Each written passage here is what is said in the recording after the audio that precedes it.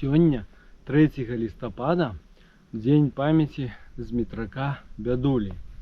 І з гэтай нагоды я хочу прачытаць адзін з упадабаных мною вершаў гэтага адметнага беларускага паэта. Ноччу. Не гарыць бярэзнік, не пажар віднее, у начным тумане месяц чырванее. По траве не льется белая сметана, котится кудели легкого тумана. Ледь лоза по кране тененькой галинкой, ледь чарот гамоня в озерной долине.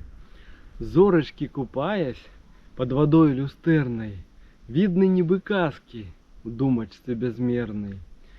На дзядзінцы тихим я стою, дзіўлюся, и за целую вёску шчыранька молюся. Не гарыць бярэзнік, не пажар віднее, у ночной гадзіне месяц чырванее.